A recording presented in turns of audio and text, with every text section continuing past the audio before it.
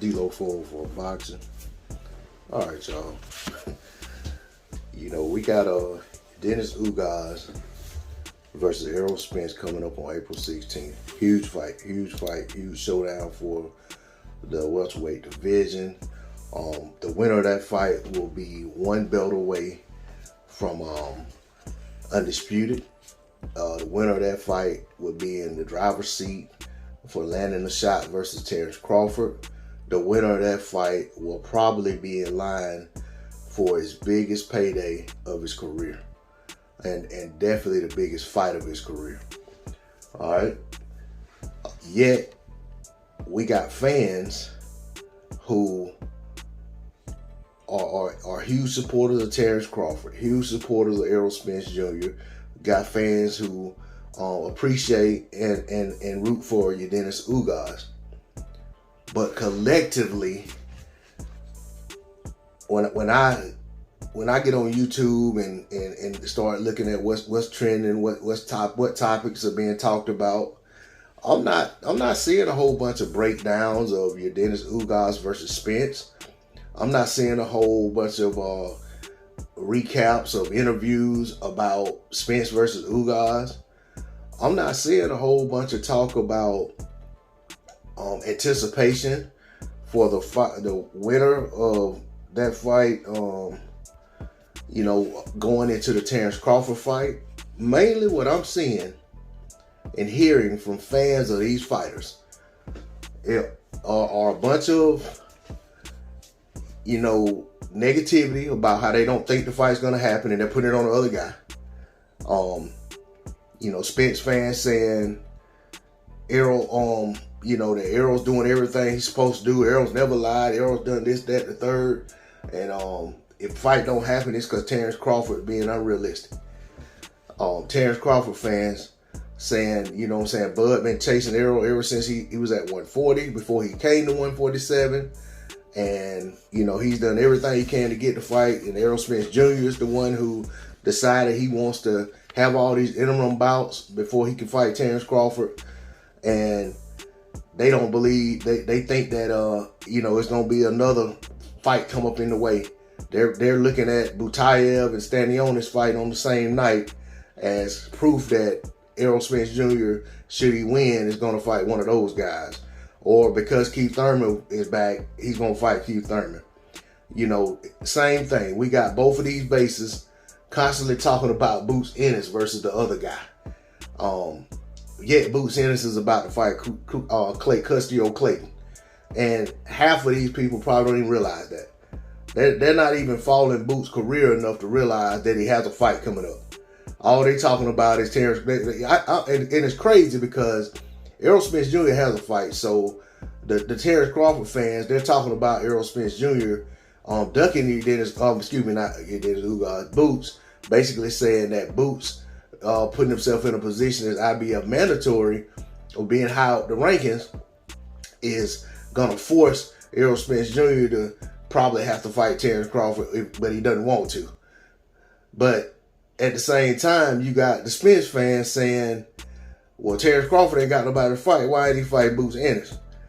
And just totally disregarding the fact that Boots Ennis is taking the IBF route, which has put him in a position to where he's one win away from potentially becoming a mandatory that may not be forced anytime soon. And a mandatory that he may opt not to take right now. Because we see these guys get into the number one spot and then decide that they want to, do other things. They're following the playbook of the people who are guiding their career. So we just don't know. But aside from that, you got constant chatter about purses, purse split, pay-per-view sales, about attendance, and all of this stuff, and everybody who's talking about it thinks they're justifying their argument or justifying the reason and logic behind constantly discussing this, because they're trying to paint a picture that says that this stuff has to be brought to the forefront, otherwise this fight can't get made. I think the people who hold the cards, who are in a position to put this fight on, like Steven Espinoza, people like Bomac, people like Al Heyman, and the PBC cohorts, or even Fox as a network, whoever. I think these people are well aware of the analytics. They're well aware of, you know what I'm saying, the revenue that's been generated by both fighters and all of that stuff and everything going to it. But my whole point is, as fans, we're going to sit around here and consume our time talking about that while we have a great fight on the horizon in the welterweight division that we're not spending enough time talking about. If we're going to be talking about anything related to that fighter or those two fighters, let's talk about and big up their fight. Let's break it down. Like, I mean, I honestly don't think some of y'all are capable of breaking down a fight. All y'all can do is rah-rah and cheerlead. You know what I'm saying? Like, get on here and tell your supporters why you think fighter A beats fighter B.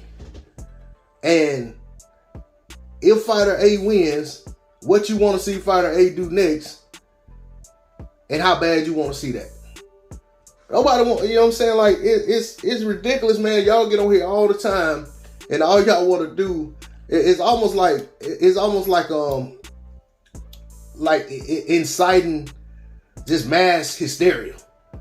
You know what I'm saying? Like, just let's keep it in perspective. As boxing fans, we can only at a given time support the events that are actually happening. The fight that's on the horizon is Errol Spence Jr. versus Yordenis Ugas. That fight deserves our attention. That fight deserves to be spoke about. That fight deserves to be broken down. That fight deserves to be put on the forefront and not looked at as an afterthought or a precursor to a bigger fight. Because regardless of who you think wins that fight, if he doesn't get past his opponent, he's not getting that big fight next. The bigger fight next. That's all I got on it. D-Lo 404 Boxing. Like, share, comment, subscribe. I'm out. Peace.